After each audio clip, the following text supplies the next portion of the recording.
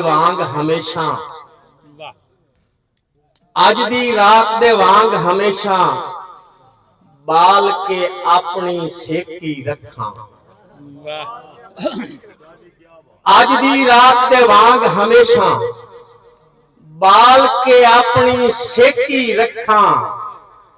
यपिया लम्मी जिंदगी होवी रौनक मेले वेखी रखा। बहुत शुक्रिया।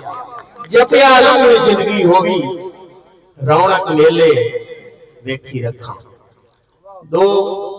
दौड़े कि मेरे सबर ते अपने वादियां नूं झट ला के जदन तुले सिन, झट ला के जदन तुले सिन। सच्ची गल ना दसन ता वखरी गल है, वैसे बह के सजन सुजे सिन।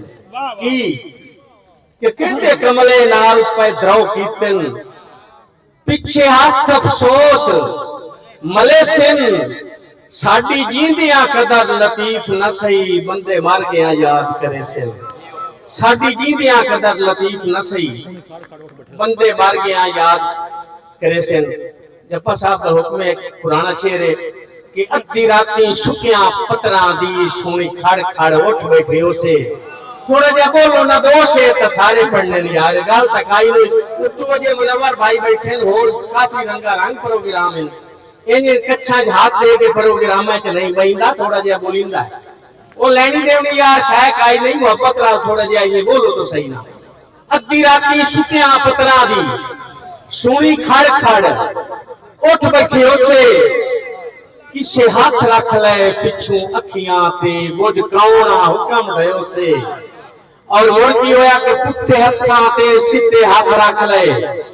लगी काई ना ढिल बुझे उसे।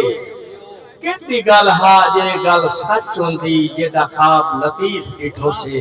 दोस्तों वादा पूरा हो गया। एक दौड़ा सिर्फ त्रिया ठीक हो। बहुत शुक्रिया जी, बहुत मोहब्बत।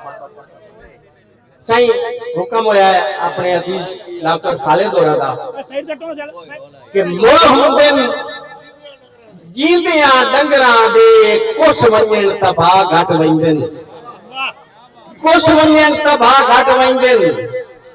जेडे कीमती सूट लतीफ होवन सोच वंजन तबा घट वंजन।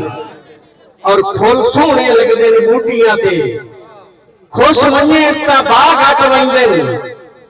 उन्जे वांगू बेली बेलियां तो रुस वंजन ता भाग हट वंजन। आखिरी बोली समाप्त करो, नवी खालिद बोली जी साईं जी जी। अच्छा पहले तुम्हारी फरमाइश थी एक पुरानी बोली पहले कि आग लगे शाला सड़े न फरीजा। आग लगे शाला सड़े न फरीजा क्यों? जो लो मोए घड़े ढाकना, जो लो मोए घड़े ढाकना। नवी बोली है जी कि सारे जींदियां दे लोग विरागी। खालिद बोली सुन, सारे जींदियां दे लोग विरागी ते मोया नाल कौन मरदा। बहुत शुक्रिया जी। बहुत उस्ताद जी तुहाडी मोहब्बत है। तुसीं